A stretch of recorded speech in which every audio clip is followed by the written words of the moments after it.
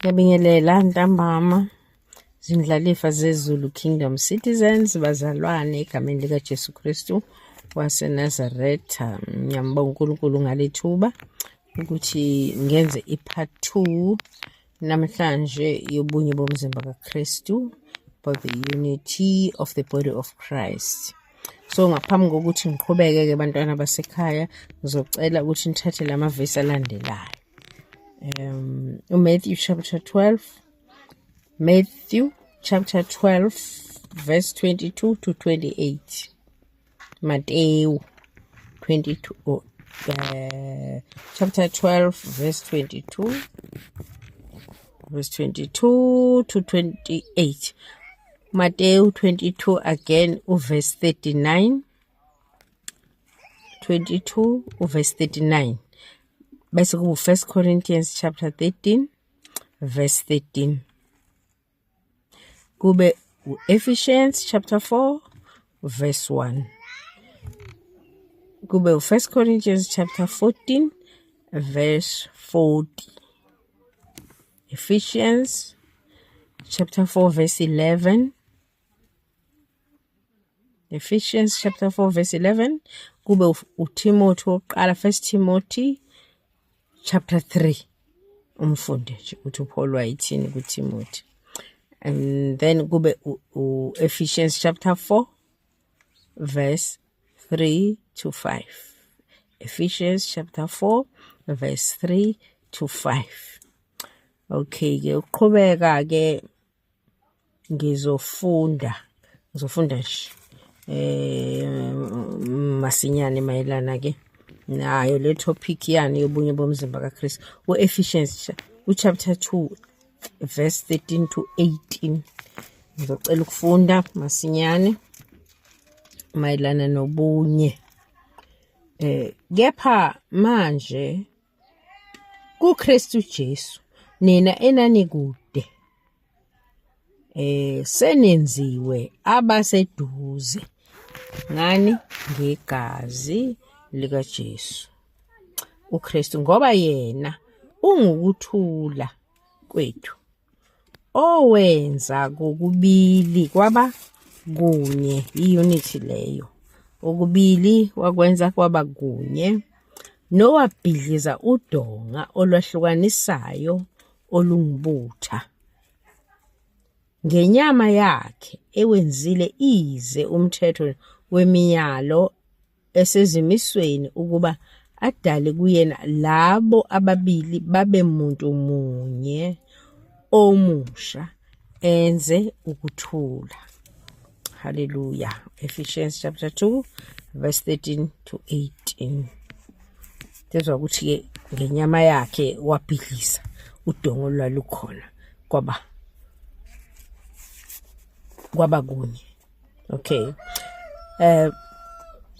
Munye uNkulunkulu, kunye ukukholwa, munye umbhapadiso, munye uNkulunkulu ongubaba wabo bonke ngesikhathi sonke. Abapostoli bakudala ke azange baqale amabandla abo.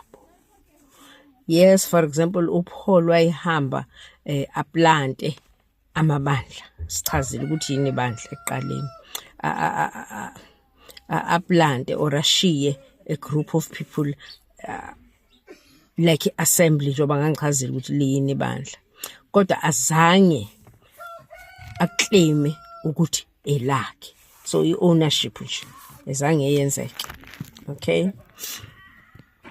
Why even ababhalele incwadi like abhalele abaseKorinto ababhalele incwadi eba encourage uyabona ebavuselela ukuthi ngiyezwa lapho ukuthi phakathi kwenu, for example lapha ku I think is 1 Corinthians ukuthi ngiyezwa ukuthi phakathi kwenu khona bathi abaka Apollos banibani. So eba encourage akasho ukuthi uya owner because litheni instruction ithe go ye therefore hambani nishumayele konke nginifundise khona. And then uyabona le analogy lento okuthiwa i-analogy, okay, lapha ekhuluma khona ngama-parts omzimba womuntu, iclear nje leyo nto ukuthi umlomo njalo uzokwenza okufanele ukwenze njengoba ngikhuluma. Angeke umlomo uzame ukwenza okwenziwa inyawo.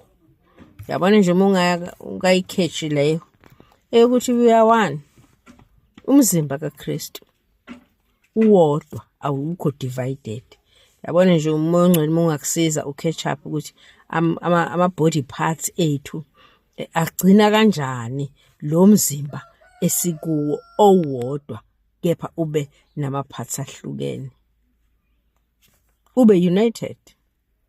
Okay, so ama body parts ethu, for example emzimba yethu, enza kube neharmony nje, yabo, nokusebenza nento yenzayo, whatever you doing ngomzimba wakho, because kuneharmony, akukho la kubhlungu khona. So kuba in one accord, even in our diversity, njengoba sihlukene kanjana, sizosizwa yini ukuthi kube khona ubunye, ngoba loyo naloyo uzogijima njengokubizwa abizwa ngakho. Akeze ukopisha umuntu ukudala i-confusion, kodwa uzogijima according to ubizo bizwe ngalo mntaka baba. Yeah, useve according to ubizo to, yebo, obizwe ngalo. And ke okukhulu kunako konke ke uthando olwenza konke. 1 Corinthians chapter 13 elithi uverse 13 nje lapha egcineni athi, manje kumi uthando, ukukholwa, nethemba, athi okukhulu uthando. So lapha ekuqaleni ku same chapter uthi noma ngakhuluma ngezilimi zabantu nezezingilosi kepha nganalo uthando, ngifana nethusi elikhencezayo nensimbi encinca. So uthando nje olubekezelela zonke izinto, ungayifunda nje yonke leyo chapter. Iyakutshela ukuthi uthando lenza ukuthi kube nobunye nasemzimbeni kaKristu. Ke kungaba kanjalo umuntu umengezi ukuba u-copycat, uzogijima according to ubizo lwakho.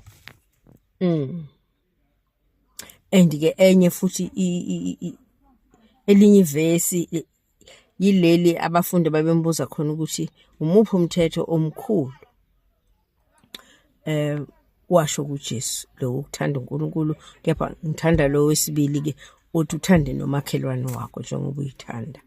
Kahle kahle uthando nje lungenza ukuthi kube khona ubunye bomzimba kaKristu, lungali unite the body of Christ. Njengoba kunhlaka kusho ukuthi alukho uthando, alukho kumuntu nje oqala anything akanathando, lo akana ngaphela, ayikho into esihlukanisa, because uzogijima ngani ngoba izobizwe ngalo.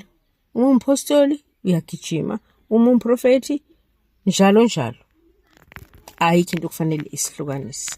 uNkulunkulu ke anibusise bazalwane.